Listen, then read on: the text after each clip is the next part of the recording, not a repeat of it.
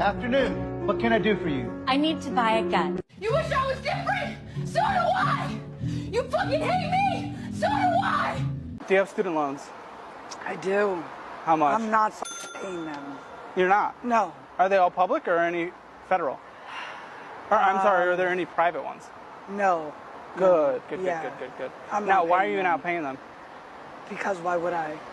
No, like if it starts back up, if none of them are forgiven, I mean, you'll just not pay them? yeah. So minimum monthly payments come in, you owe us $300, you're just, Yeah. And that hurts your credit, you don't care? Yeah. It might go to collections and people could come after you and potentially Yeah. sue you, you do not care? No. Okay. Yeah. Okay, that's it. I'm not paying them. Not paying them. So what's the mindset behind this? I'm curious. I just think it's stupid. Like, it's not real. Can I ask you a question? This is so disgusting. Original loan amount, $13,000. So far, I've paid almost $18,000 of it back. And I still have almost $7,000 left. So $25,000 on a $13,000 loan. It's disgusting. So if you're anything like me, just a normal person with a normal job in this shit-ass economy that can't afford anything these days except your bare necessities, then you've slacked on paying some of your bills. And that's okay. This is a no judgment zone because I haven't paid all my bills either, and I'm really slacking, especially on my credit card bills. And I'm going to keep it real. I don't give a shit about shit I bought last year or 6 months ago or when I swiped the credit card. I don't fucking care. Thanks for letting me have that stuff. I don't have the money to pay you back right now. So I used to be really religious with this. Like, I would send a set amount of money each month and just auto pay the credit card so it would keep my balance down, you know, so that I didn't fall behind. Well, about 7 months ago, I took it off auto pay. And for about 6 months religiously now, like every day, multiple times a day, they're calling to get their money. We all got a job to do, and I know that you're tired of dialing my fucking number and I'm not picking up the phone. So I accidentally answered one of their calls in the car the other day. My car hooks to my phone, so if you hit a button on the steering wheel, then it automatically answers. And it was Teresa from, you know, Credit One or Capital, one of those that I have. And she goes, "Hi, this is Teresa, and I'm calling for Brandy. I'm from the credit card service." And I was like, "Oh, I'm sorry. I didn't mean to answer this phone call. Like, I'm really sorry about that. I don't have your money. Like, that's why I don't answer the phone or the emails that you sent me." And this bitch, she goes, "Well, we're like 2 steps away from sending you to collections, and that's really going to affect your credit." Teresa, do you not know that also not paying your credit card bill plummets your fucking credit? You might as well take my credit score out back and fucking put it out of its misery, Teresa. Do you also realize that right now, my credit score means absolute fuck all nothing to me? Like, do I look like I'm buying a house? Do I look like I'm buying a car? Does it look like I can afford to buy anything ever again? Teresa, I'm going to save us both the time here. Just send it to collections now, because between now and next month when you keep trying to call me, nothing's going to change. Nothing. So sorry about that, but thanks for all the stuff I bought on the credit card. I don't know what to tell you, and it's going to sit in collections too. I really, like, food, house payment, car payment, insurance, medicine, clothes, bare necessities. That's all I got the money for right now. Everything else, I could care fucking less. If you want to I've been in collections my whole fucking life, Teresa. Send it to collections. And she just hung up on me. I don't think she had a pleasant time talking to me, and that's okay. That's fine. Modern women aren't fooling men into paying their way anymore. If you see a woman who isn't on OnlyFans, doesn't have simps or a sugar daddy, but is constantly buying new clothes, taking trips, driving a new car, or eating out, chances are she's racking up credit card debt. Why? Because she's planning to pass that debt onto some future husband. For these women, marriage has become a retirement plan, a way to trap some poor, blue-pilled sap into saying "I do" and working overtime just to pay off her minimums. If you decide to date one of these women, you better ask for her credit report right along with that STD test, because they'll trap you with a baby or a pile of debt. Most women today, if they can't snag a fake feminist job like diversity officer or working at Starbucks with a 6-figure degree in gender studies or English lit, maxing out their credit cards just to get by. And as soon as the economy tanks, those extra purses and designer jeans go out the window suddenly, it's all about the basics. This is why spoiling little girls like princesses is a bad idea. I need to feel something. Harry, can you tell me something that'll piss me off? Boba Fett's better than Mondo. Yep, that'll do it. I don't understand how people overcome poverty in America. I really don't. You know? I've been working since I was 16 years old.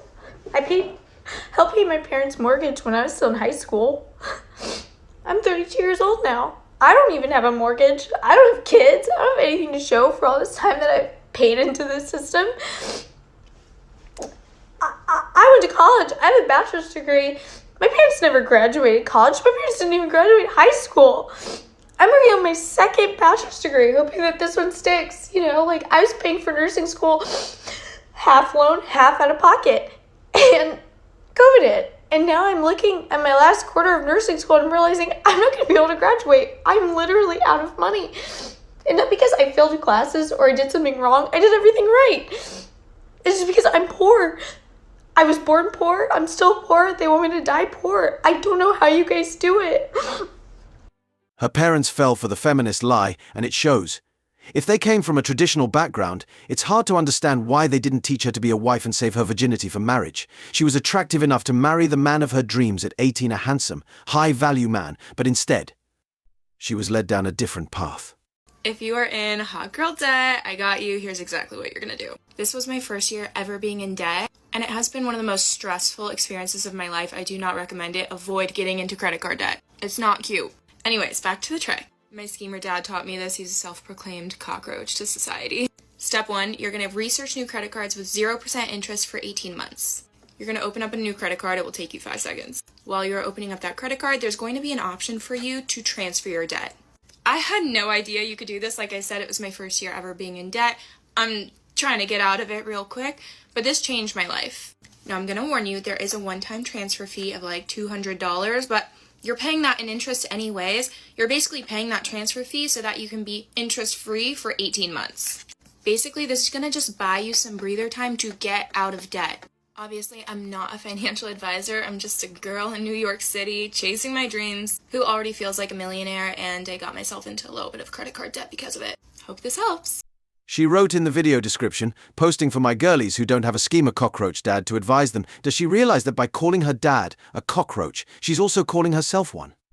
After all, half of his genes are in her. And to her point, she better pay off those debts quickly because once that grace period is over, the interest will skyrocket. What did I tell you? If they're living that hot girl summer lifestyle without a man footing the bill, they're maxing out those credit cards, no doubt about it. I will probably never pay off my student debt. But I would have sex with a guy if he paid off my student loans. Like, I would never sleep my way to the top, but I would for sure sleep my way to breaking even. She just put a 6-figure price tag on her box, thinking it's worth that much. But let's be real, if a man was going to spend money on sex, though, I wouldn't recommend it. He'd get way better value with a pro, who costs a lot less. This average-looking chick actually believes some guy will value her used-up box more than owning a nice house. It's called getting married at 18, so she wouldn't owe anything for the rest of her life. Reality check needed. So this is going to be hard for me to talk about, but I sat down yesterday for almost 3 hours and calculated my entire spending history from last year. And to say that I was sick to my stomach last night would be an understatement. Like, I almost don't want to even put this video out there because it's so embarrassing. But I know that just doing it and seeing the numbers was an absolute wake-up call. So, my income last year was about $46,534. Now that is take-home money. That is between my full-time job and my hypnotherapy business, and I have already accounted for taxes there. So my categories: alcohol, I spent $285.50. Now this is like at places like wine and spirits. Food, drinking out with friends came to $889.66.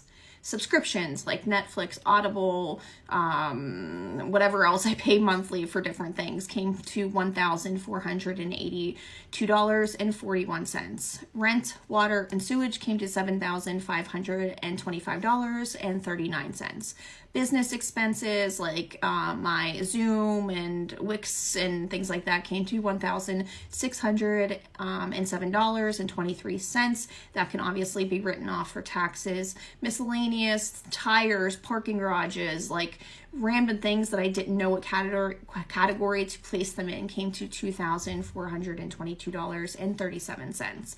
Debt. Now this is a mostly minimum payments, and I had a lot of a high loan payment. All that came to $15,426.20. Bills, so like my gas bill Verizon, internet, phone, all that thing came to $8,606.07. Things that I got at the gas station, just drinks, snacks, and gas came to $1,103.37. Groceries and pet food came to $4,972.19. And shopping like Amazon, Walmart, Target, Marshalls, TJ Maxx came to $4,881.53, totaling $49,201. So I overspent last year. I spent more than I made. How does that even add up? Did she miss first grade math? They teach you if you have 2 apples but want to eat 3. You can only eat 2 because that's all you have. Does she not check her bank balance every month? And who on earth buys snacks at a gas station when they're always overpriced? Can't she wait until she fills up and then hit the grocery store? Is she hungry all the time? She blew around $8.00 on junk she didn't need unless she's just getting bigger and needs new clothes. But if she hadn't wasted that $8,000, she could have actually saved 6. Then again, to feminists, math is apparently sexist. Here's some advice. Feminists need to stop spending money they don't have and stop screwing the entire neighborhood.